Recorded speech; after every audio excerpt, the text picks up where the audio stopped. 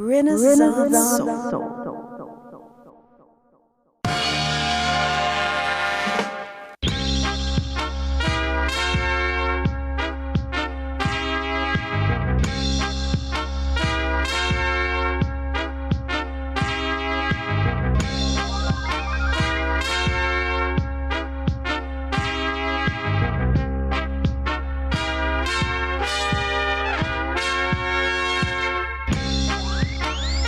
Welcome to the Renaissance Soul Podcast. I'm your host, Kelly K. Fresh Frazier.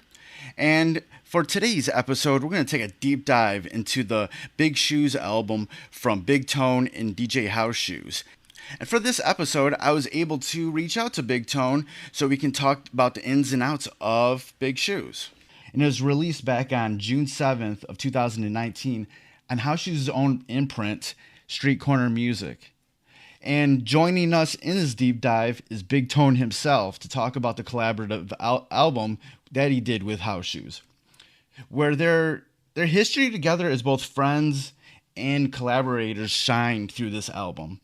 And through the stories told on Big Shoes, we get a glimpse into the world of Detroit hip-hop spanning all the way back to the 90s, with all the ups and downs of a city that's always been struggling, but always moving. You know, during our deep dive, we go track by track and talk about stories, meanings, inspirations behind each song on the album. And through those stories, you know, we talk about many social and economical issues that have long faced Detroit hip-hop, the city itself, and the black communities. I feel like this was a great way to, start off Renaissance Soul. And I'm so glad that, Big Tone was able to talk with me about this album. You'll hear from in the first moments of it, I feel like Big Tone was one of those guys that I really helped along the way, with the original Renaissance Soul website. And that was such a great time in my life, so that's what I want to do is I kind of want to, do what I wanted to do back then again in this sort of climate, because that was a whole different internet back then, and it was such a cool time. So hopefully, please, if you can, share this episode as much as that you can. Rate and review on Apple Podcasts. That's always a good thing. Right now, we're on a few different platforms. We're trying to get all the platforms squared away still, but there's like 7 that it's on. So if you go to freshthepodcast.com, you can check in the show notes about where you can follow Renaissance Soul online, but it should be pretty easy to find it already. All right, without further ado, let's get on to the deep dive of the Big Shoes album with Big Tone. I remember one, and this still sticks in my mind. I remember one time we were at the Buddha Lounge, and I was just sitting at the bar, and you sat down, and you were like, "Fresh, I just want to thank you, because without you, people outside the city would never known about my music." And it's still like, yeah. Still, that memory still sticks in my head, man. So like, thank you. Oh man, appreciate saying it, bro. that, man. Appreciate it, bro. It was crazy because, like when people started reaching out, they would always reference back to how they got familiar with shit. You know what I mean? Right. And they'd be like, a lot of times that shit trace right back to you. You know what I mean? And I was like, damn, that's crazy. Like K really, put us in a platform in his own way. You know what I'm saying? Yeah, the old Renaissance Soul days. Soul man. shit. That was a fun time, man. Between that and like writing for Real Detroit, man. It was just, I was like thinking back because like I was too young for like the hip hop shop era and that sort of era of Detroit hip hop. But I kind of came in around '99. Okay. And the sort of like 99 to like 2004 era was so much fun. Yeah. Like Detroit hip hop. There was like, you're seeing like the next like class of Detroit hip hop come in through. And it was just super fucking cool, man. Yeah, man. You know what? It's weird because it's been so long now, man. I always lose like timelines with the dates and everything. So I'm kind of like, I got to kind of put myself back in that space and that time to just really be like, what was going on in that that time period. But yeah, just to see the transitions of the movements that would come through. Yeah, I think you know, that early 2000s was really dope. It was crazy because like you had Eminem is the biggest star on the planet, Mm. and like everybody in Detroit wanted to be a rapper. Yeah. Like everybody, and then so you had that boom in that way, but then you had like other sort of grassroots booms that was sort of sprouted off of what Dilla did, Mm. and then it was just a fun ass time, Yeah, it was a man. lot of shit across the board. You know what I Yeah, it was a mean? fun ass time, but then a lot of times, a lot of people in Detroit weren't making good decisions. It was fun, but it wasn't always fun. Yeah, it was like Nobody had any it was guidance. fun to There, listen to. there was like all this all this sort of shine on Detroit, but Mhm. nobody knew what to do with it. Yeah, absolutely. I So- think we were artist heavy. You know what I'm saying? We were artist heavy music movement, and not necessarily a business savvy music movement. You know what I mean? Like it's totally different. But you know, that's kind of what happens when you kind of troubleshooting your way through it. I guess. Yeah, it was a fun time, but yeah, there was sometimes you're like, man, why didn't so and so, hit it big? Why didn't that hit harder than it? That shit was dope, man, but why didn't? And I guess there's a lot of what ifs in this Yeah. type of shit. Plus, we was kids, man. You know what I mean? Yeah, On everybody top was of young, everything man. else, like super young, super young. Shoot, we started going to Drews before we could get in Drews. Right. To be honest with you, like we sneaking through the back and all of that kind of stuff, and so you talking about 5 years removed from that, even.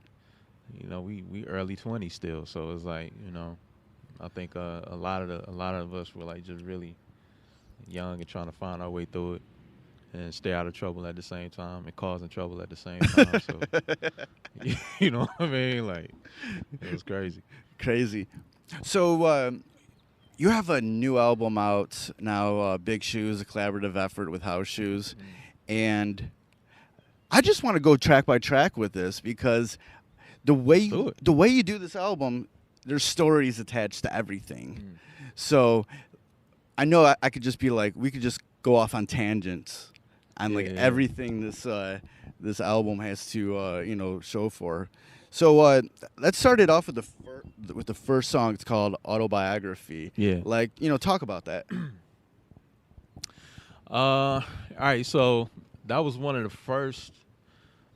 I wish I could remember if that was the first beat he sent or not. But it was one of the first couple that he shot through. And initially I cut a whole different song over the top of it. But coming back to it, you know what I mean? Like listening to the beat again, I was like, nah, man, that's kind of calling for like a story more so than just trying to spit something over the top.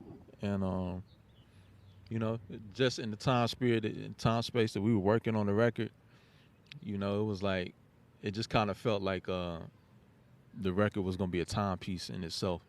Just because Shoes, a lot of those beats. Shoes recently said that was like, probably his last batch, but I kind of felt like that going into it. You know what I mean? A lot of those beats I already had attachments to because he played them in his beat sets over the years and that kind of stuff. But it was like, you know what I mean? When it was really time to sit down and start writing songs, just because of where I was at in my life, man, and he was transitioning.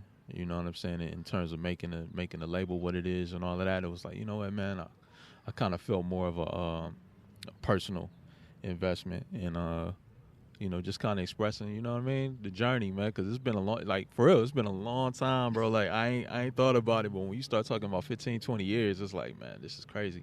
And I'll go out and people would still be asking me like, when's the next record, and it's just like, damn, I'm really in a space now where like, I'm about to put out another record. I haven't really been thinking about music so much. So I kind of wanted to like catch everybody up. A lot of people who might have missed out on, on all of that stuff, all on the Breakfast Club stuff, or I mean, there's been so much that people might have missed out on. If you brought it to their attention right now, you like, yo, like for real, like Dwelle Tone, Elzai, and Ciroc were in a group. You know what I mean? Like, Yeah, we're in this sort of new generation where as much access to information there is on the internet, there's some stuff that just isn't on the internet, and we just don't know about it. There might be these pockets of people that might know about it, but this newer generation isn't like connected to those Yeah, pockets, you know? yeah. So I was like, man, you know what? Let me kind of bring people up to speed, man. And this is the perfect joint. It ain't too much going on. You know what I Yeah. mean? No drums, so I could just ramble. You know what I'm saying? And that's what it I came love from. I love joints like that are like they start the album and it's like you're just like in the length of a song telling everything that you're about. Yeah. Like it's autobiography. Like one of my other favorites one was Black Milk's Long Story Oh Short. yeah, yeah, That yeah, one was a great yeah, one. yeah, yeah. Those type of songs, you know. So, and another thing to unpack when you're like talking about like beats and attached to beats, the house shoes did. Like I've told you the story before. Your joint time that Mm. on House Shoes' album. I remember the day at Buddha Lounge he was playing the song, Mm. and you just walked up to him and like I want that. Yeah, right, right. It It's wasn't been even forever, right? yeah, it wasn't even finished. You know, like the beat wasn't even finished. Yeah. And you're like, I want that beat. Yep. And then when the album came out and you're rapping over it, I'm like, dude, I remember that moment when Yep. you were like. Yeah, Time Yeah. was one of them joints. It was a few of them.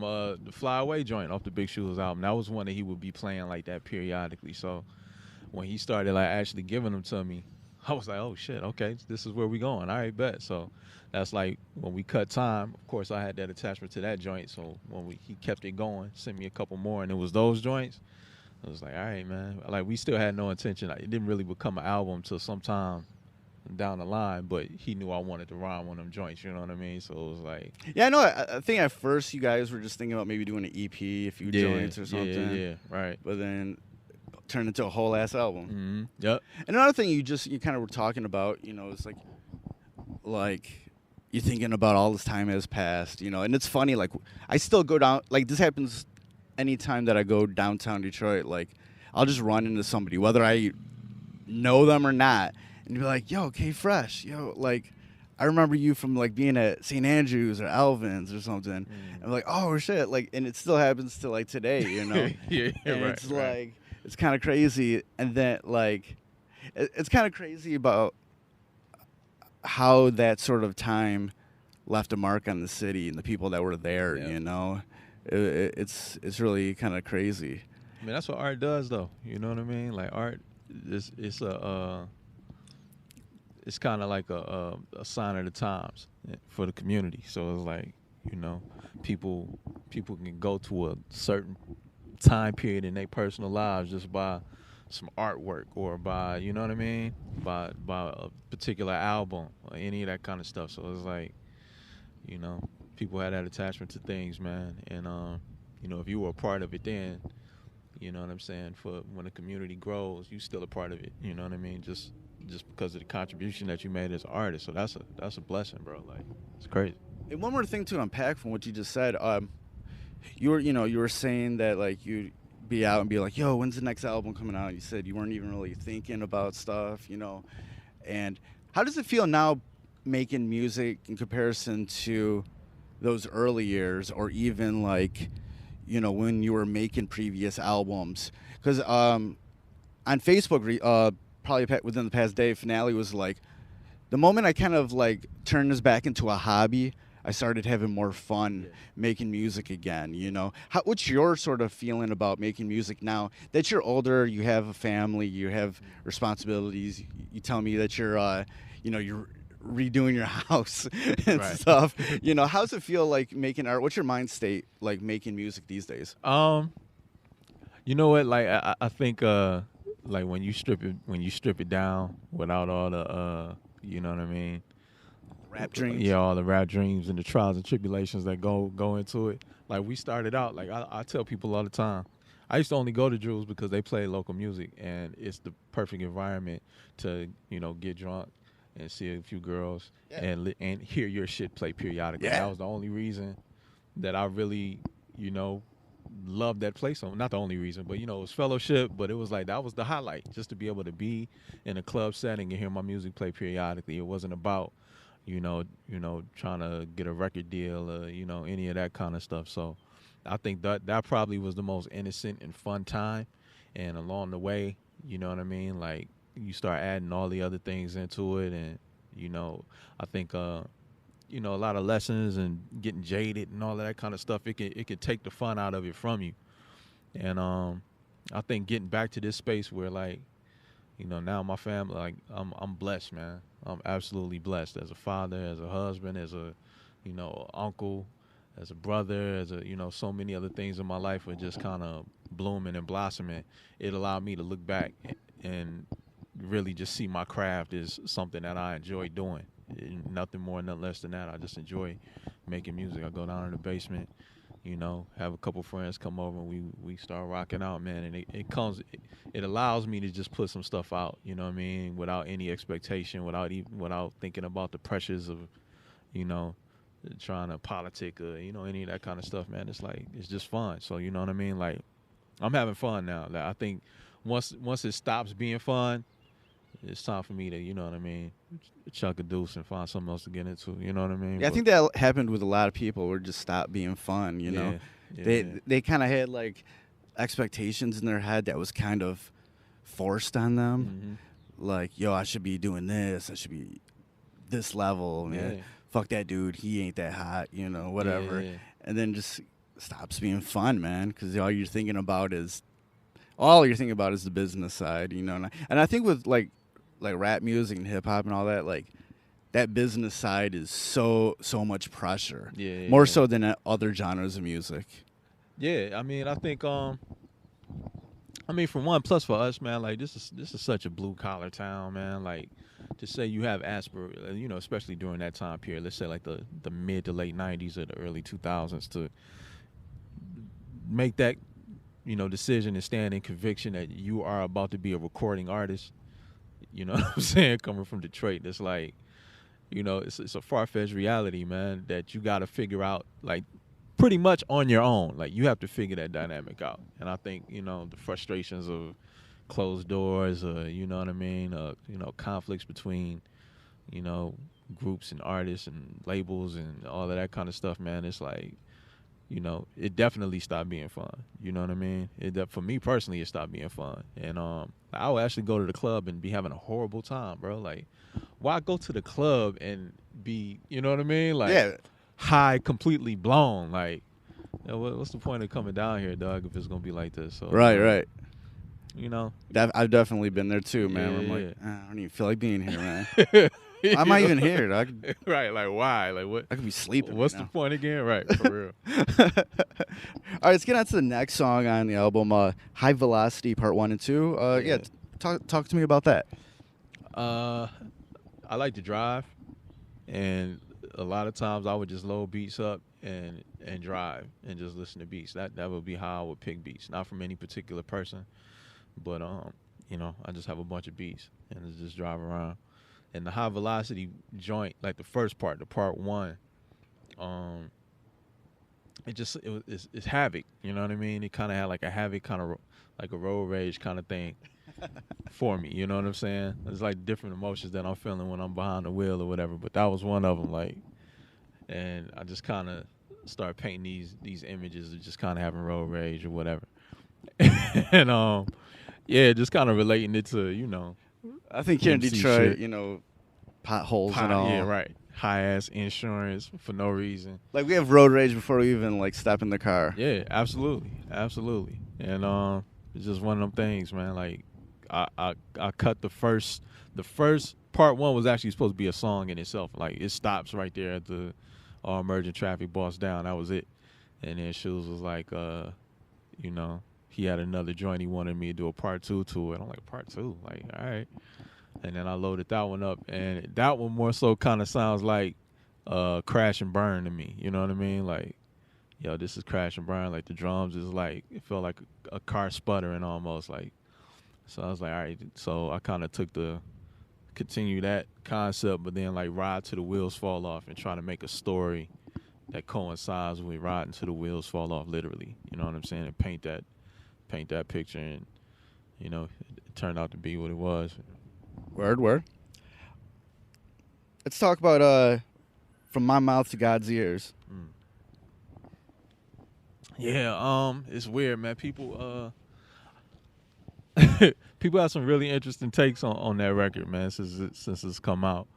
But from my mouth to God's ears is just basically all the mysteries of God, of life, and everything else. You know what I mean? Like, of course, in the circle that we've come up in, a huge part of friends are 5%ers. Some are Muslim. Some are, Yeah, there was definitely a diverse, yeah, like, sort of, religious ideals, like absolutely, in Detroit yeah, hip hop. absolutely. It was Hebrew like, Israelites, the whole nine, like across the board, and it's been like that since like first coming around. Like when I first, like for me, I'm from like a Southern Baptist upbringing. Like that's like the core of my family. My mother's side. You know what I mean? Like that's where I kind of get my spiritual foundation from. Is my mother's side of the family from South Carolina coming up here, but we're from like a Southern Baptist kind of thing. My pops not so much. You know what I mean? Like one of his homeboys was a hustler, but part of his hustle was a minister. His ministry. So, you know what I mean. So my pops never held religion in a high regard. So I kind of already had that duality that existed for me, like yeah, what's real and what's not real was like super early for me. So I kind of wanted to kind of challenge, ideals, but at the same time, show that I'm a believer, at the same time. So like going to Southern Baptist church on Sunday, and then going to Catholic school Monday through Friday for a large part of my my schooling or whatever. Man, I could just see just in like Christianity the challenges or the differences in beliefs. You know what I mean? And it's like that's just in Christianity. So once I got more exposed to people who weren't Christian, who were Muslim, or who were like I said 5% or Hebrew Israelite, or Jewish, or across the board. You know what I mean?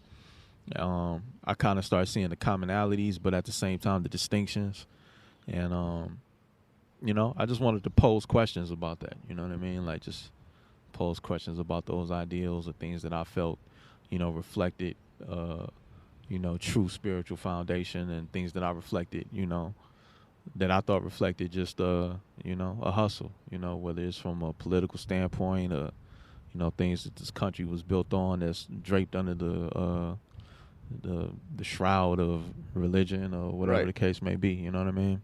So but to understand that hopefully God knows my heart and my intentions. Like regardless of how blasphemic some of this stuff may come across, I'm just trying to be the best I can be and understand it. And that's my prayer from my mouth to God's ears. You know what I mean? From your perspective, we're with all those that variety of ideals coming from, in the black community of Detroit, like what's your what's the effect of a lot of that to the people in the black community in Detroit, do you think? Because I see a lot of times where people will grow up with being certain things being taught to them, like for example about like like homosexuality is a sin or some shit like that, Mm-hmm. and then when they grow up they're like, nah, that's kind of stupid, Mm.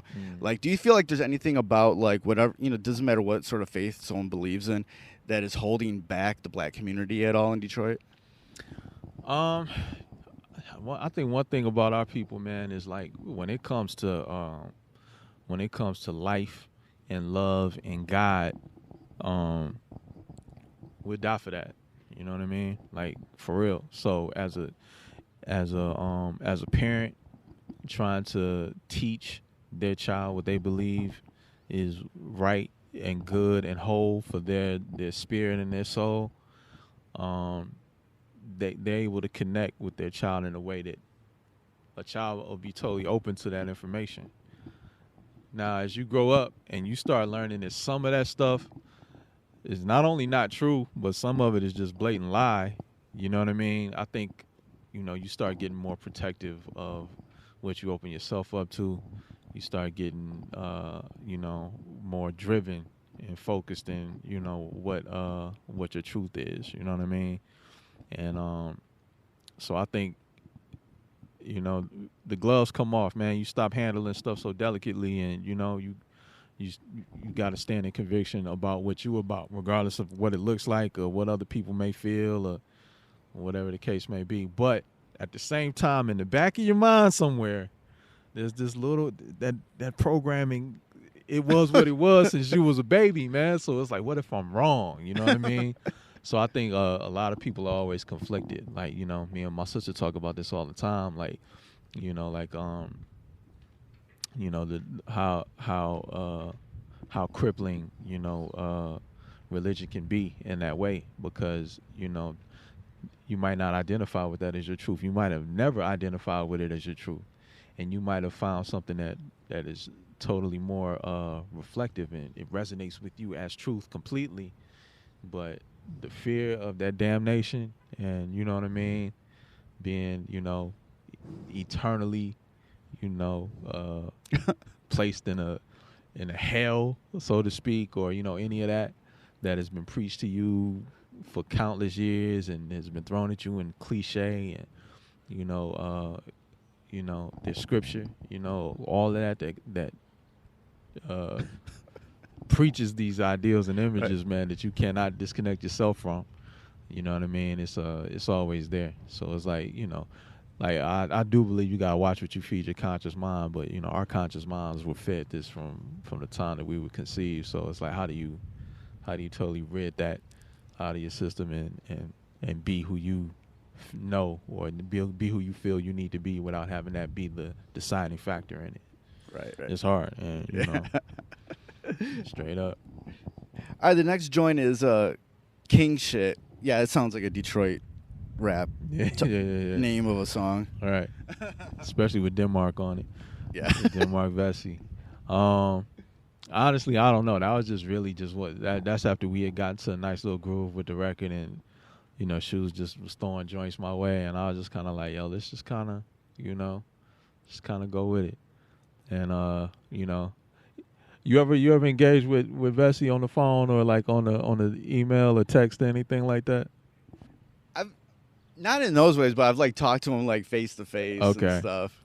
Yeah, you know, he's an interesting fellow. Yeah. He's definitely Black Jesus, like on the especially on the text. You know what I mean? Like how you feeling upright about yourself when you get off the text, off the phone with him. So it's just kind of like that title is just more so reflective of like our interaction during that time where we were just kind of kicking it or whatever. And it's like, you know, I sent it to him, and you know, Moselle, like that's Moselle and Quelle, like those are like my little brothers, like in a literal sense. You know what I mean?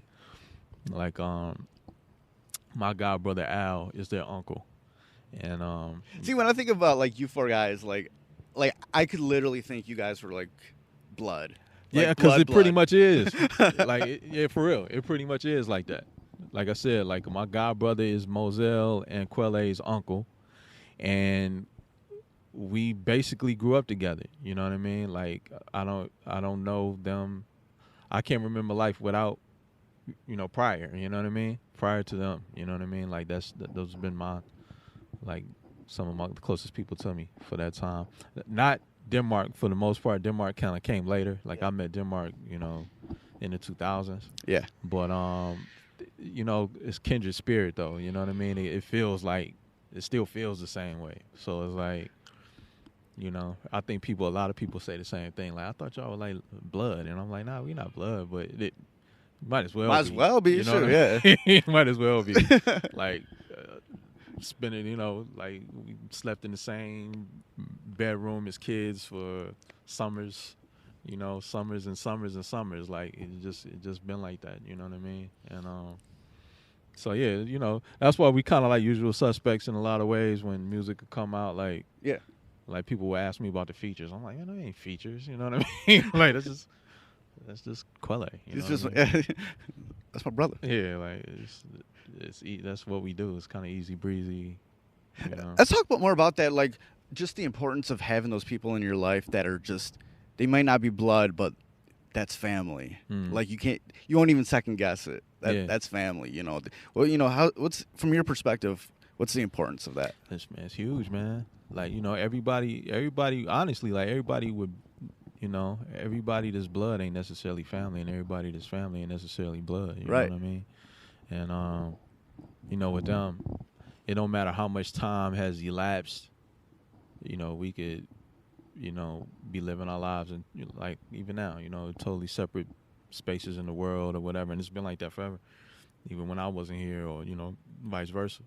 But every phone call is the same. You know what I mean? Like every time we hook up, I know what to expect, and you know what I mean. It's just kind of like there ain't. It's not an effort to be Right. put in us, kind of just being who we are. You know what I mean? Like That's something I'm kind of learning now, is that I had friendships that were just exhausting, yeah, And I yeah. feel like a real friendship should just be easy, just be effortless, It doesn't take much to connect with people that you know you see as a reflection like that. Like you come over to my house, if you fall asleep on the couch, then that's where you sleeping for the night. You know what I mean? Like it's a comfort zone. If I go out to New York, I know, worst case scenario, I can be wherever I'm gonna be, and that's fine. You know what I mean? Or it's just family. Like especially with my I grew up that way though. Like my family, if I go down south, you know, um, whatever bed I claim is mine. You know what I mean? Food is there. It's cool. It's like that. So it's like that's kind of the way I grew up. I feel like that's how my friends grew up. So as we connected over time, it's just kind of you know whoever has the keys in their hand is driving. Who you know what I mean? Like it just kind of is like that. And I haven't met many people outside of my immediate. And that's probably why I don't open up as easy, because I kind of already have this Right. this bond with people. It's like a certain understanding. But I have met a few, like Breeze Brewing from the Juggernauts is like one, like from the day I met him. You know what I mean? It just kind of felt like Yeah, he long seems lost like that brothers. kind of dude, man. Yeah. He's like, I feel like he's like one of those guys that was hella influential to like people that like do the type of music, the Yeah. type of rappers that you are Yeah, in yeah. your circle are. Yeah, like cause I wasn't hip to his music when I met him. Like when I met him, my homeboy Susio Smash, in New York or whatever. Like he had worked with the Juggernauts over the years, but I knew Susio, and Susio was like, "Yo, my boy Breeze, you know what I mean? Like, he respects what you do, and he wanted to link." And we ended up going to a barbecue, and I didn't know his music, and we just was drinking at a barbecue one day, and just it was all love, you know. See, what I mean? that's perfect when like you can like connect with somebody that's doing the same thing you're doing, but you're not connecting because of it. Yeah, I think that's huge, because I had to go back and really familiarize myself with his music. But then like we went somewhere one day, and this is another, like that's what bugged me out, is we went somewhere one day. We went to like some kind of event when I was in New York, and everybody, I guess he at the time he wasn't coming out much or whatever. So when people saw him, like it was like seeing, you know what I mean? Right. Like the guy in the building. It was like, damn, it's crazy. Like everybody, you know what I mean? Everybody has such a high level of respect for him. It was just like, all right, man, I might need to tune in, and you know what I mean? Because you know me, I don't be listening to nothing. So it's just kind of like, yeah, I had to kind of tune in and connect with it. And one of my homegirls who stayed out there named E, I was like, yo, what was that record you were saying Breeze was a part of that I need to learn about? And she was like, oh shoot, the Prince Amongst Thieves thing. And I'm like, yeah. She was like, you ain't heard that yet? I'm like, nah. So she gave it to me and was like, go listen to this tonight. And I'm like, all right. So I threw it in, and it was like, okay. Oh, that Prince Paul joint. Yeah, the Prince Paul Yeah. joint. And it was like, but yeah, it's just another one of those like organic as, brotherhoods, you know what I mean? That was like that. Blue too, Blue. I met Blue through Rock, but we wasn't doing music at the time. It was just hanging out when I was in LA or whatever. So that was another one of those relationships that was just kind of like super, easy to connect with. All right, let's get on to the next track. Exodus, Fly Away. Fly Away. So Fly Away was another one of those beats, you know what I mean, that Shoes would be playing in his beat set, and it says Fly Away in the record, you know what I mean? So it's kind of easy to kind of, come up with a song for it. But every time I go to California, I feel like I have a gang of people give me this like come to Jesus conversation about me moving to California. You know what I mean? Like just anybody. You know what I mean? Like Chicada from Tress.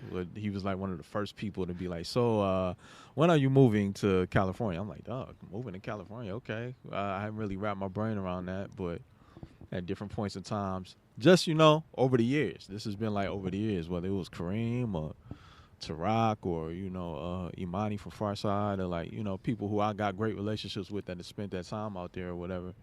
They will always just kind of, like pitch it almost. And I'm like, all right. So Fly Away was like, written in a moment to where I kind of was considering possibly, leaving Detroit and moving to California. Why you never do it? I love my city. I love my family. You know what I mean? Like, I moved to New York. I did love New York when I was out there, for those 2.5, 3 years or whatever it was. But, just being here, it just kind of felt like home. You know what I mean? Like, going out to Cali is it's definitely a great getaway. And I do enjoy you know what I mean? Just the Right. social setting of it, and what the people that tapped into is like dope shit. So it's like, yo, I fucks with that, but it don't necessarily feel like home for me. You know what I mean? Like, I don't know. It don't feel like home yet. Feel like a good time, definitely, but especially now at this point where I got a daughter, and you know what I mean. Like, her grandparents love her so incredibly so. You know what I mean? Like, I don't see uprooting that and changing that dynamic. And I feel like in this day, the way sort of our attachment to technology and everything, I think kind of helps too that you don't need to be in the New York or LA's to do certain things. It might take a little bit more longer from Detroit to do some stuff, but it's not as far-fetched it's not as a factor, right? Like back in the 90s, like you would have to probably just move, like immediately go back and forth to record an album. But now you can do you can do it, do it anywhere and just travel. You know what I mean? And I wouldn't think that wouldn't be a determining thing. As an artist though, like the culture shock and those things bring out a different kind of inspiration as an artist, which I kind of value. You know what I mean? I could definitely tell the difference in, where I was musically living in New York as opposed to where I was in Detroit. Not saying that one was better than the other, but it was definitely different. Yeah. And, so I can value, kind of knowing that, it brings something else out of me, the environment, the people, the movement, the way of life, the time change, and all of that kind of stuff. It makes you create differently, and all that sunshine and it's always sunshine. But the earth been moving a little bit out that way too. I'm like, yeah, man, what's that like? I don't know about that. They telling me they got to put like those scungy cables across the record shelves or whatever, so the records don't fall. I'm like, dang, I wouldn't even be thinking to have to, you know what I mean, secure records and all of that kind of stuff in case of an earthquake. So it's like, so I don't know. I mean, I was thinking about it at one, but plus, I was signed to Tress, so Tress, the label was in LA. You know what I mean? Tarak, who's like the closest like artist connection that I have, like long term anyway. He was there.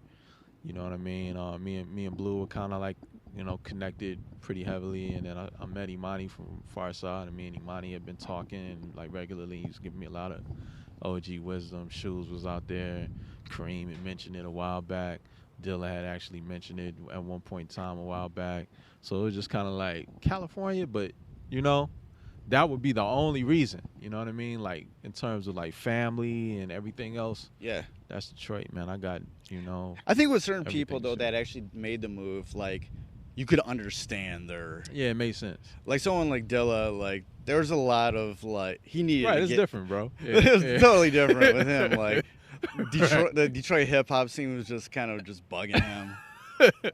And he just, like... It bugged me, too, though. I ain't gonna lie. It bugged me. Not as much now, but, I've had my moments. From what I hear, like, it was extra level for Dilla, like, just, so he's just like, man, you know what? me go let's out go. here. Especially when you go out and like I don't want to not appreciate what we have, but like it's a totally different thing when you like when I got to LA just last go around.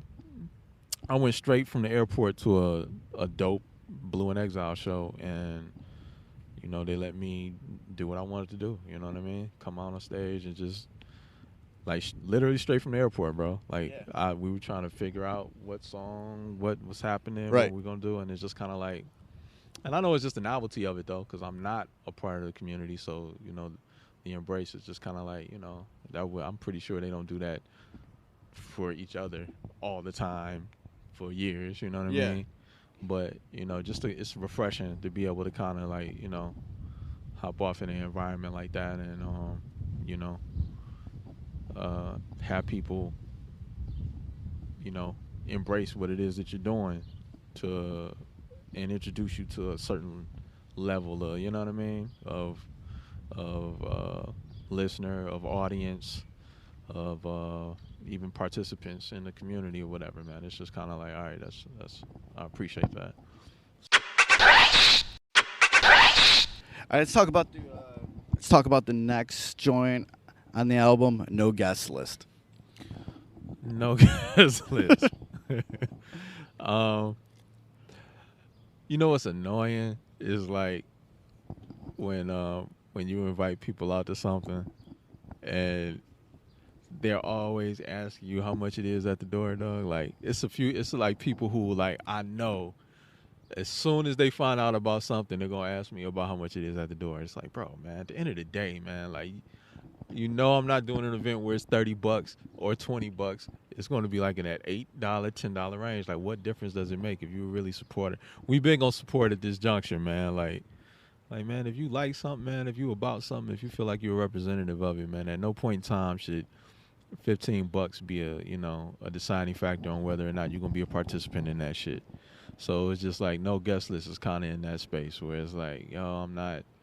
We did all of that back in the day where we was, sneaking people in the back door and giving everybody and their mama drink tickets and, you know what I'm saying, like, passes and, you can text me when you get here and I'm gonna come out and do all of that, man. It's like, yo, man, like, y'all really still on that? That's like that's really a prerequisite. I mean, you know what I mean? Like, that's really a deciding factor whether or not you're gonna be a part of an event or whatever the case may be. It's like it's people who are really still on that. So it was just like a lot of times those same people are gonna spend more of that money on weed or alcohol, anyways. Oh man, they absolutely, bro, absolutely. And then turn around and go to the titty bar after the event or something, man. Like, right. So it's like it's just disrespectful, bro. So it's like we were just having fun, you know what I mean? Like just the concept of it was just kind of having fun playing off of that, you know what I mean? And Quelle, once again, Quelle's on that record. And like the beat just kind of felt humorous to me, man. Q is always good for an animated approach to, you know what I mean? His perspective on such matters is hilarious to me, so we just kind of went with that. All right, the next joint is Homage. Homage kind of was like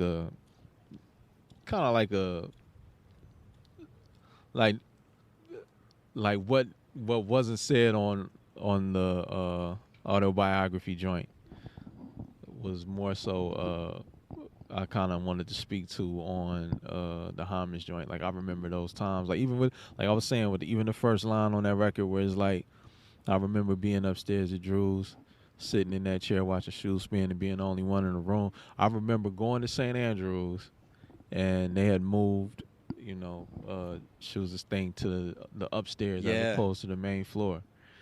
And just being like, okay, all right, I'm going to go check it out and go upstairs and get in there, open the door, and it was like empty.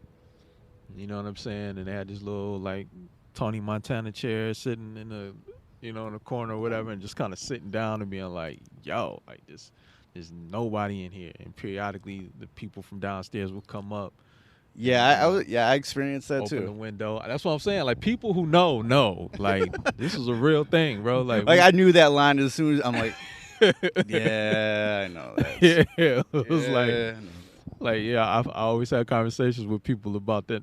Just that that time period, and it's just kind of like, it just kind of goes from like, covers that whole, coming from valley to peak to valley, to peak, and just knowing that in the journey through life, man, sometimes it's gonna get dark. You know what I'm saying? And it's just about, what you're willing to find within inside yourself to come from that and continue forward. It's the same thing with me, dog. Like, the ABB situation was a great situation for me, and it turned into a whack situation for me, like in that same season, where I kind of felt like anything and everything that I contributed to that, like we got into a whole, I ain't really never touch on that. I'm still gonna touch on it at some point. I just had to put it in a better perspective without trying to make it sound like I'm, trying to ether somebody on the record, because that ain't my thing. But you know, I really got caught up in that whole like legal paperwork thing. You know what I mean? Like straight up had to hire attorneys, and you know what I mean? My manager at the time flaked out on me, and you know what I mean, in the midst of the whole legal thing back and forth. So it was like, so the time between the drought and even during the whole Art of Ink thing, when I was working with Tress, like, man, I was just pretty much in limbo. Like somebody else felt like they had an entitlement on, beats I was making, or all of that, dog. And it's like, come on, man, that's corny. Like, that's not even real. Like, it wasn't even real. You know what I mean? And so it just kind of got to a space where it was like, all right, you know what? Like, that whole idea of, like, when it's not fun, what? How can you get back to that? And just kind of keeping in mind what I was doing it for. And now, like I said, man, just to be in a space where I can put music out and people still. It's funny, I go out, like, even with younger guys that, didn't experience none of that, like what we was talking about. Don't know nothing about Wasted Youth or Breakfast Club or any of that kind of stuff, man. It's like, turn to somebody else and tell somebody else, like, yo, he a legend, bro. And it's like, legend? Like, you serious? You know what I mean? Like, but now I embrace it and I accept it, and, But it's kind of weird, like, when other people talk about that, like, your place in all of this. Like, Yeah. people say that about me, and I'm just like, all right, because we just experienced it, we were just there, Yeah, right. We got into our cars and went to a place. Right. It's not until you telling the story to somebody else to where they kind of make you look at it like, oh yeah, that is kind of dope, I guess. Like in my head, I'm like, I just got in my car, I knew a few people, Yeah. I had some knowledge of something. Right. Like, that's that's trying it. to have a good time. I was just having a good time. And you're like, yo, Fresh is a legend. I'm like, okay. Right. Fuck, I took right. my mom to go see the Deciphered exhibit or whatever, man, and just to see like the look in her face, you know what I mean? Like, she had like this like surreal kind of moment going on in there, man, and it was just kind of like, it made me take a look at everything differently. Like, you know what? Like, man, people actually like appreciated what we did. yeah, Like, yeah, it's crazy. It's crazy. So homage was just that, you know what I mean? Like, everybody, we started out with a group of people who, for whatever reason, whether it's made other decisions or aren't here anymore or whatever, like just aren't here to tell this story, and just being that we still here to even make any kind of contribution, man, it's a testament that I'm proud of. So that's what homage was about. when you're looking back to like your sort of generation of Detroit hip hop, like when you were starting, when the 90s going into like the 2000s, and like that, as we talked about earlier, it was a fun time, musically, but like there were so many people that had their hands in the pot, people that had no idea about any of this shit, like when you're looking back at, like, you ever just wonder how many what ifs could have happened with certain artists in Detroit that you're like, Jesus. What the fuck happened, man? Or how like less music came out because of certain shit. Like, you're just yeah, it's crazy. I mean, even with things that were happening that just never happened for whatever rhyme or reason, it's just kind of like, man, like, yeah, it's a lot of what ifs there. You know what I mean? It's a lot of us. I mean, even on the personal end for me, like, shoot, after Welcome to Detroit, Dilla hit me up because Virgin Records reached out to him and wanted to was like, yo, if we knew you wanted to do an album, you could have did that over here. And he was like, well, we could still do a record. You know, I got artists or whatever. So long story short, he wanted to, he was presenting me to Virgin as the next record that he wanted to, one of the next records he wanted to put out.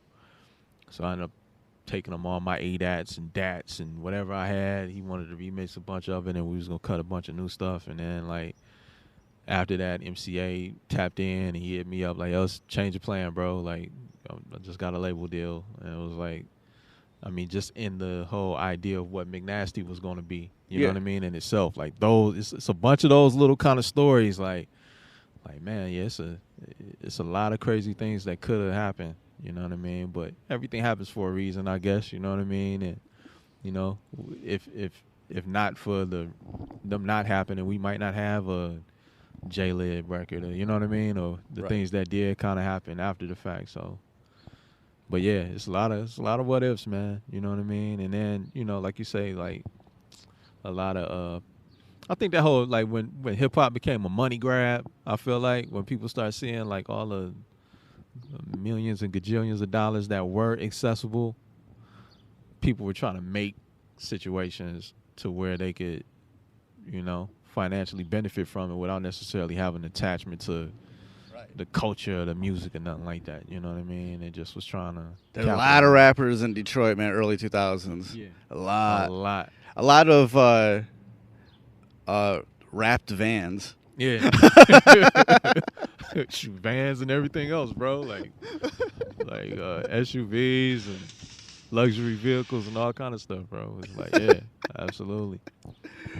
All right, on to the next track. This is actually one of my favorite tracks on the album, Eighth Day. Yeah. Yo, that intro is so dark when he's like, how God messed up after the seventh day because he rested. And it was like, and then we took over. I'm like, okay, I don't even know who was we, and I don't know if I want to, you know what I mean? I know how to approach that. So, was that little voice of eternal damnation in the back of your head? right, exactly, exactly. Like, who is this? What is this? So it was like, all right, but you know, Tarak is always good for being able to, you know, put those kind of things in perspective. So I handed that one to Tarak. Like, make some sense out of this for me. And that's what he did, you know what I mean? And then like 80 was, you know, he heard the beat and he was just like, yo, I need in on that one. So I'm like, okay. 87's so good at hooks. Who? 87's so good at hooks, man. Yeah. That's because 80 he just connect with how he connect, man. Like 80 don't write most of the time. Most of the time he just go in and just go and walk out and you got what you got. You know what I'm saying? So it's like, you know, I kind of just trust the fact that 80, you know, if he connects with the music, then he gonna do something special. You know what I mean? We bought 10 in on the Wasted joint too. So nice. You know, we kind of talked about what's the final touches of verses and features and stuff that we need to do for that. But it's the same thing. You know, I done got to a space to where, like, you know, I just see his response to beats, and then as soon as I see it, it's like, all right, that's his. You know what I mean? And Abe Day was kind of in that space too. Right. Next joint is Most of Us. Most of Us. Yeah, man. I don't know. Just kind of the frustration of, you know, being a young black man in the city, man. Like, there was a lot of stuff going on, man. Like, just period. Right around that time I was working on that joint, some dude carjacked a lady and had her 4-year-old in the car. And that car chase ended in my backyard. Yeah, it's crazy. So, like, you know, I'm hearing sirens and all of this, and then I hear some tires turn up in my driveway. And I'm like, yo, go look outside, man. And this guy wedged his car between the garage and the fence in my yard trying to hide. And, you know, I live on a dead end, so it ends in my crib at the dead end. I'm the last house on the dead end. And there's like He took a wrong turn. Yeah, that's exactly what happened. He had nowhere else to go. So he was trying to go as far as he could go. He was like, shit. Yeah, and literally wedged his car between my garage and the fence and my yard on the dead end, and there's a train of DPD behind them. Like this is about 18, 19 cars, motorcycles, and everything on the lawn, on the neighbors' lawns. I'm like, my neighbors probably is like, what the fuck is going on at their house? But guns drawn and all of that, man. I think like the energy of just having to deal with that for hours, because it took hours and hours for them to process that and get the car yanked from the yard and to catch up with the lady with the kid and all of that. Kind of like this was happening in my driveway, all day. So it was like just that, man. And then the helicopters circling around and just getting pulled over by the police all the time, man. Like I just had a lot of that kind of stuff going on, like coincidentally, like just that season of it and that time. So when I was writing it, I was just kind of on some like just reading the headlines. Every time I open the headline up, somebody getting killed by a police officer, and that kind of thing, man. So I just kind of wanted to kind of touch on those issues that that we experience, and just like, so a lot of that stuff is justified. I get it. And a lot of that stuff ain't justified. You know what I mean? But and one thing that I did remember is like the first police officer that showed up at my house, who was in my yard, had his gun drawn on the carjacked dude. But the panic that was in the cop's face, man, it was like, yo, he's scared as shit right now. And I can imagine, because he in his yard, he don't know where he at. He don't know if this is with his final destination or not. He don't know what's around, but I could just see the panic in his face, the way he was panning, trying to take everything in, the way he was yelling. You can just see him shaking and all of that. So it's kind of like, man, like, I do understand that, the police they got a hell of a job on their hands too, man. And they gotta have a temperament for that. They gotta, that ain't for everybody. So, I think we've seen that over the last 10 years, that it's definitely not for everybody. But also, it's also tragic when shit like that been happening over the last 10 years, and, the end result ain't what it should be either.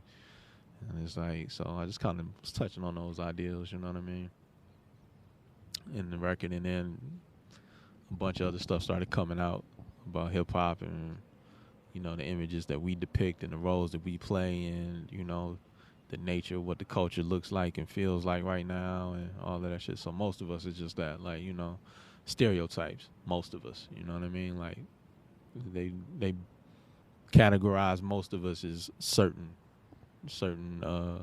ideals and, things that are being thrown in our face all the time, and that go for everybody.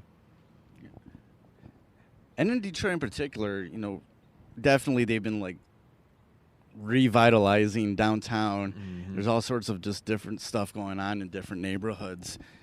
What's your view about how that affects like the black community in Detroit?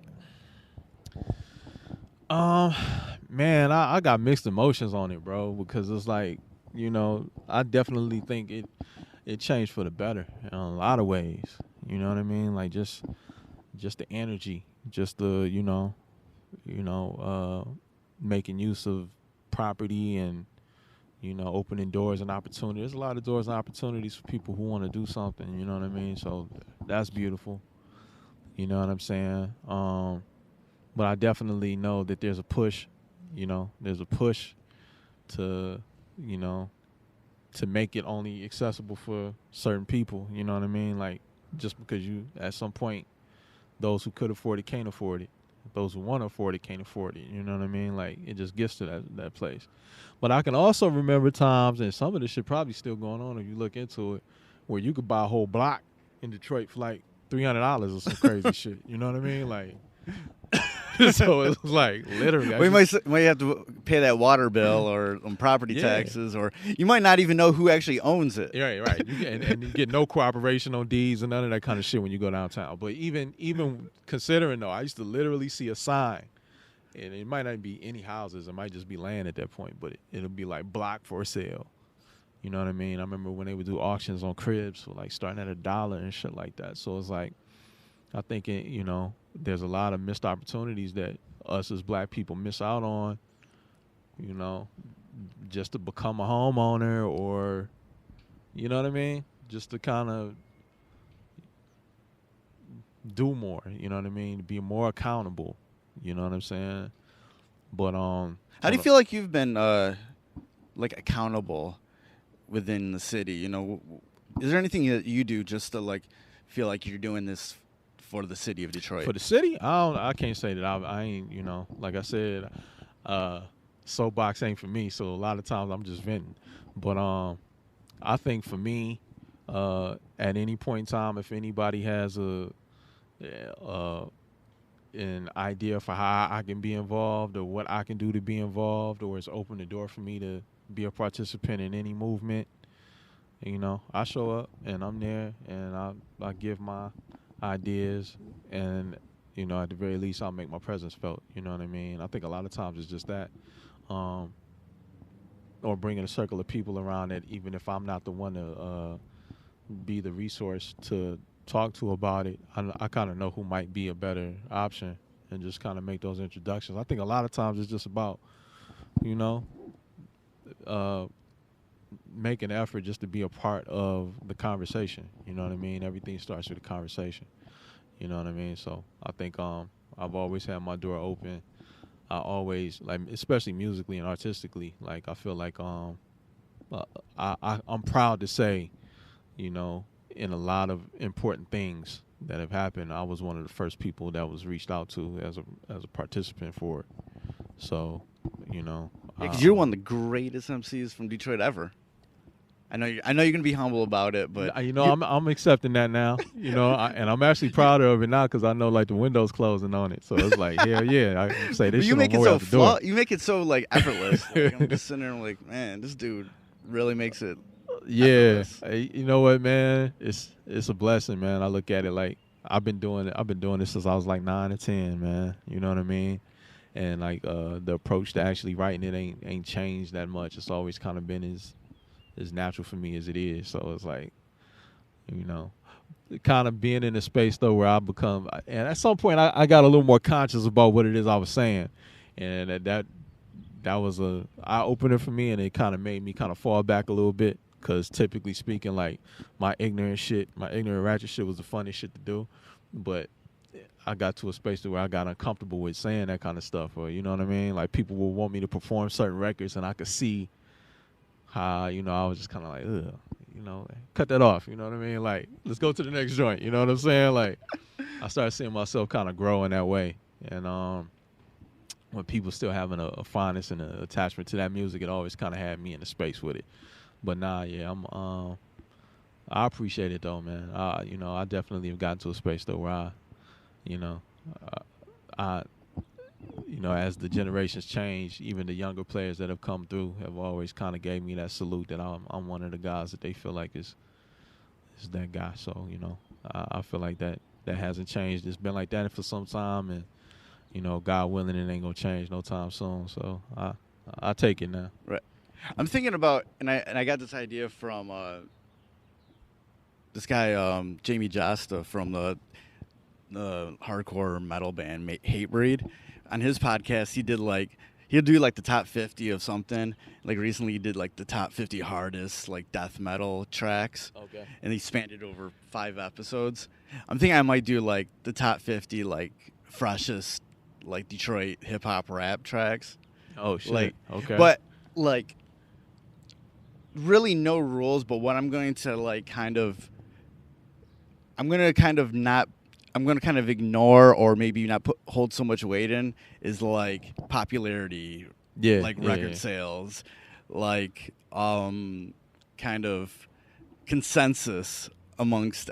I'm just going to go for like the hard, like the freshest, like Detroit hip hops. I'm gonna try to like represent everything, but just like there'll definitely be a big tone track on there, but you never know which one it would be, man. It might be an album track. I don't know. Yeah. So it might not be something that people play. You know, like I'm like, I think this is fresh. So yeah, I think I'm gonna do the top 50 like freshest. You should, man. It's gonna be cold. It's gonna take a. I mean, it's gonna take a lot of research, but at the same time, I'm already like sort of, it's there in my collections and stuff. 50 is a fair number. Now, if it was like, I think 50, you know, that gives you some room to kind of, you know what I mean? So people, yeah, where people won't get less mad at Right. me. Yeah, you're trying to do that in 10, you might have a problem. With 50, We're gonna do that's, 50. yeah. The freshest, the 50 freshest, fresh fucking freshest hip hop, Detroit hip hop rap tracks of all time. Cool. Hell yeah! So I'm gonna do that. Next up, we got Hayes. Hayes. So that was Shoes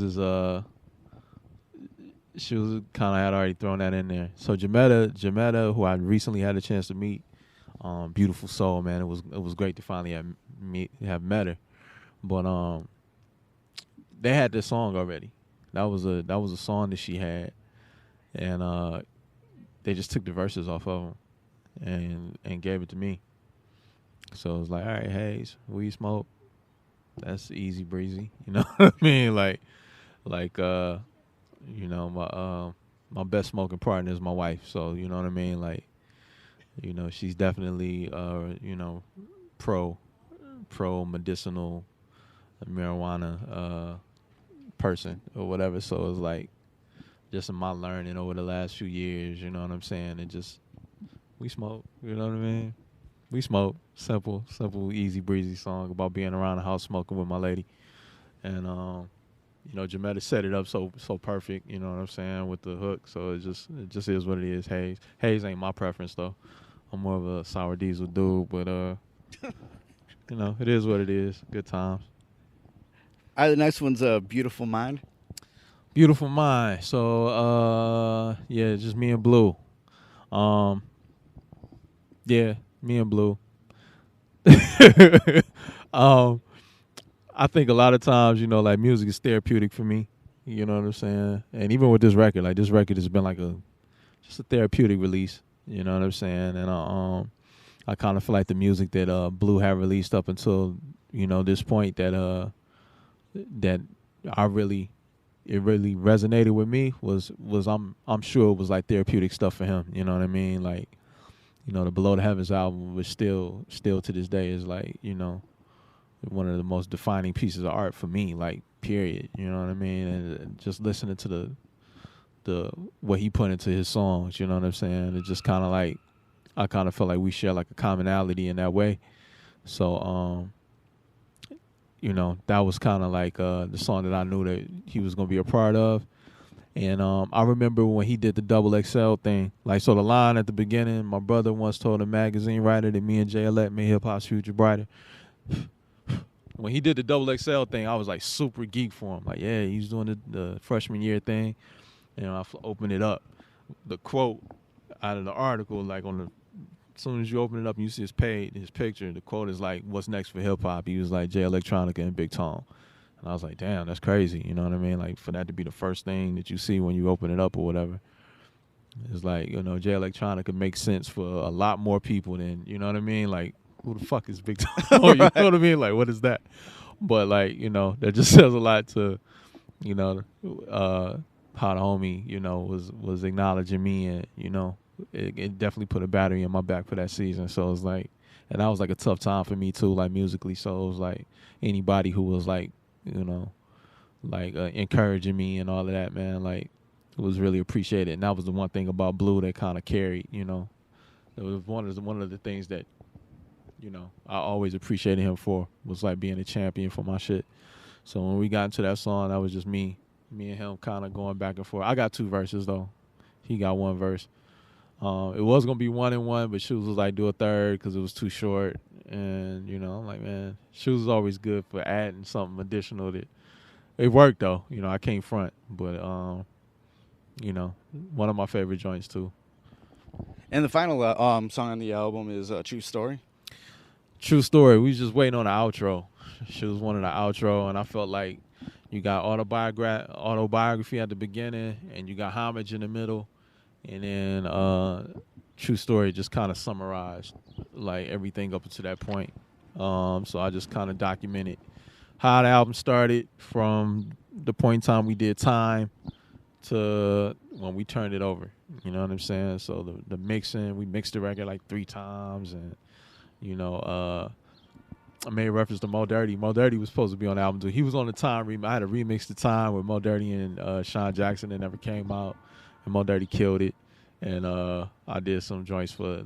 I think I'm on the album that he's doing for Big Shoes too. So a lot of that stuff was kind of like, when I listen to it now, it's like it's just a lot of details about the album process that that led us to actually getting ready to shut it down and turn it in. And I wanted to dedicate the process, that record in itself, to Shoes' two kids and my daughter. You know what I mean? So that's kind of where Big Shoes kind of came from. It's just like not just about the music journey, but like the fatherhood journey too. You know what I mean? Cool. Yeah. When the album's out now, you look back. What's your thoughts as the album as a whole? What do you think like the whole general theme of this Big Shoes album is? What kind of goes through your head when you're looking back? You kind of touched on it just now with that track, but what sort of like the general theme you think? I think one of the biggest things that kind of reared its head since we've done it is, it's proven now for me that, in this time of like short attention span and a saturated market and all of that kind of stuff, like you don't have to feel forced to make music at a pace where you sacrificing quality. You know what I mean? And that kind of is big for me because we took a long time to put this record out, and coming back to it at different points in times and working on it, and then going back and handling other things in life and all of that. But I think the response has been great, and a lot of that is just due to the fact that people can kind of tell that so much went into it. So I think you get out what you put into something. You know what I mean? You get that back. It's a reciprocity there that a lot of people might not understand it just by listening to it. But it's a lot that went into it. So I think that's the biggest thing. And then secondly, just getting back to having fun, man, with no expectations, disconnect from all the drama and all the, everything else, man, and just get back to the essence of fucking beats and rhymes, man, and, let the people be the judge. Let the chips fall where they may, man. And, it's been, it's been dope, man. It's been really dope, man. I'm excited. And it's kind of giving me a fresh perspective on, what's to come. So I think I might have a couple more records in me or something like that, man. You kind of touched on it before. You said you were working on a Wasted Youth joint. Like, what else, do you have in mind that you would like to do, or maybe you're already working on it for the future? I got an EP coming, courtesy of Love Turl. The brother Tarak opened the door for me to put out a project with them. So I got an EP coming actually very soon. What's this, July? I got the release date, but release dates, as soon as I mention it, I'll get a text in 10 minutes that said it got changed. So I'm gonna hold on to it. Yeah. But it's around the corner though. Literally. Yeah, it's coming. Yeah, it's like literally around the corner. So Elbow Room for Brain Work. I kind of spoke on that before the Big Shoes dropped, but then Big Shoes kind of took my attention completely. And but yeah, so that's coming. The Wasted album, no timeline yet, but we 9 in, 80s cutting parts this weekend, and then we got a couple favors that we kind of looking for to be a part of the record, and who knows when that's due. But then some collaborations happening. I want to get into an album, but I'm kind of waiting for some things to kind of pan out first. But I know I got a Apollo Brown collaboration that's coming soon. Me and Quelle got a joint that's coming up. Me and Lo Lewis got a joint that's coming up. I'm just kind of extending myself to the homies and trying to be a vessel for some dope shit. And I don't know, just a bunch of verses here and there, and then we'll see what this album looks like. Hopefully, I would like to do it before the end of the year, or have it, turned in by the end of the year. But definitely, EP fall, Wasted Youth to be determined, and then, hopefully a full length at some point in winter.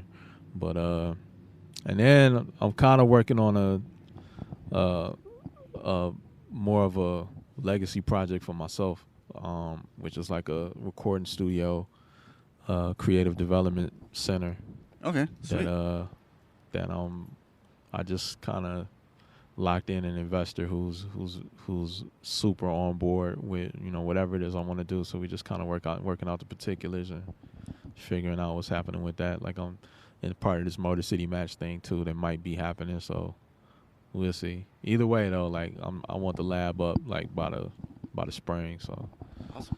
so I'll keep you posted on that too. Right. And I always like to ask this question to people I'm interviewing. What's sort of a nugget of knowledge from your life and career that anybody listening to this, doesn't matter what sort of avenue of artistry that they're in, could sort of project into their own life?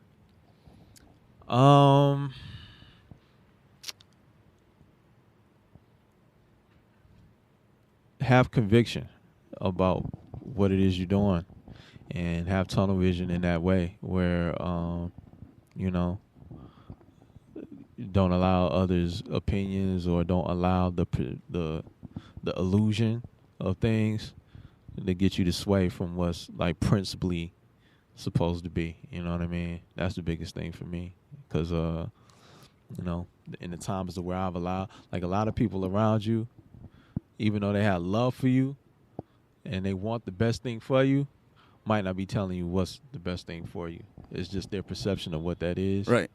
So, you know what I mean? Like, you got to kind of be decisive about what you want to do clearly, have a clear vision, and don't allow people to sway you. Don't allow like I said, the illusion of things. Like a lot of times we want something, but we want it to look a certain way, and it don't look that way. It's not supposed to look that way. That was the way you saw somebody else's shit look. You wanted it to look that way. You know what I mean? Yours is supposed to look a little different. I know that's been the case with me, and now that I've come to terms with how mine looks and being okay with that, it seems like it becomes a lot more fruitful. So, just having that dedication and conviction and enjoying the process, man. Definitely got to enjoy the process. It's the process that counts. It's not the end result. You know what I mean? And I always like to end my interviews with the same question. And for this one, for you in particular, let's kind of set aside the usual suspects, that are near you that I would already know. Who is somebody that you could suggest that I interview for this podcast that has some good stories or lessons to talk about? Stories. Yeah. Like we talking like an artist?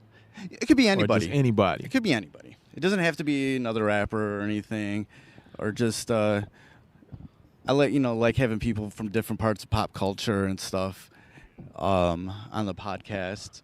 So aside from like the usual suspects, people we've already kind of talked about in this interview, that I would already like know. So No, I might know them too, but yeah. You know who I always like chop it up with, man? Like Sterling. You know Sterling Toes? Oh yeah, yeah. Yeah, Sterling is one of those guys who like I get wrapped up in conversations with. They go way too long, but it's always like meat and potato shit. You know what I mean? It's always something that I always come away with, and it only happens every few. It feel like we only have those kind of encounters like every few years or something like that. You know right? I'll just run into him, and then we're just talking for a while. I'm the same way with him, and but it's always like that though. So I think Sterling would be a dope. Okay, for people that don't know Sterling Toll, I'm gonna just like here's like the in a nutcase, like not in a nutshell. Let me just say nutcase, but story with him. Sterling Toll is basically the Detroit version of all that sort of experimental beat. Yeah, Flying Lotus type stuff. He was like the first one to do it. Yeah. He taught Dakim, and they were like the first people to really do that. And I'm going to say this, 10 years before anybody in LA or anywhere else did that. Yeah. They were doing that in Detroit. They were doing that really wonky, weird, experimental hip-hop beats type stuff. Yeah. Like that was happening on the low in Detroit a On long the time ago. low. Yep. I remember like running into him. And just go over to his crib and he'd just be playing me like, he got this one body of work that he's been working on like for some crazy like 10, 12 years, bro. But every time you hear it, it's like, he done brought in like this, string section to do this. And it's like, yo, man, like how much longer, how much more can you add to this project? But yeah, like you said, it's been forever, man. It's been forever. He's been, and he kind of moves in silence, and Oh, he does. like no social media. You know what I mean? Like for none of years, that. some people were talking to me about this dude, and I'm like, I never saw him in my life, dog. I'm like, who are you talking about? Like, and I knew the name. They just kept on talking to me about this dude. Exactly. And then one day I finally met him, and I'm like, man, people kept talking to me about. He's like, yeah, I know. I just kind of like, Right. I just kind of move him, He's like super down, like on the DL, dude. He's like super like low key, like you don't even know if he actually exists. And for real. Like the last time I, kicked it with him, he just kind of ran down like, so much stuff that I just didn't know he was a part of. Like, you know what I mean? Like he was moving with Cobb and them back in the day, and it was like, man, like how did I not know these? You know what I mean? Like. But, I'm kind of like that, too, though. Like, I was kind of flighty. I didn't really, a lot of people who were moving at the time I wasn't really in tune to. But Sterling was one of those guys that would pop up periodically over the years.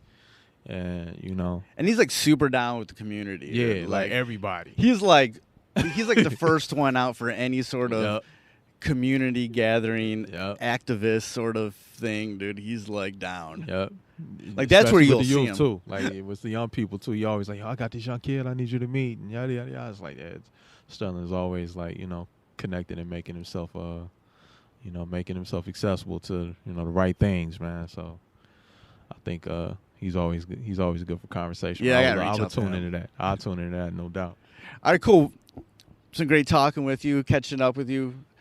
Known you for a long time. Yeah. It's been awesome.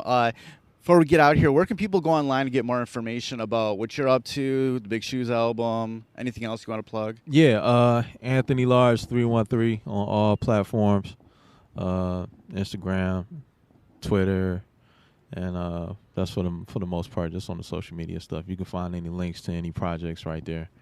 And yeah, man, go get the Big Shoes record, man. Color vinyl's out now. Regular vinyl CDs there, but you can go on iTunes and download Bandcamp, Amazon Music, yada yada yada. Elbow Room for Brainwork coming relatively shortly, and Waste of Youth on deck. So good looking, man. Kay, appreciate you, man. As always, appreciate you, brother. Thank you for listening to the Renaissance Soul podcast. Hosted and produced by myself, Kelly K. Fresh Frazier. Empowered by Anchor at anchor.fm/Renaissance Soul. Renaissance Soul theme music provided by Steve O. You can find more of his productions at iamsteveo.bandcamp.com, and that's EYEAMSTEVEO.bandcamp.com. Renaissance Soul is available on all streaming platforms. Please rate and review on Apple Podcasts and Stitcher. If you want to support Renaissance Soul, please consider pledging via Patreon at patreon.com/freshastheword.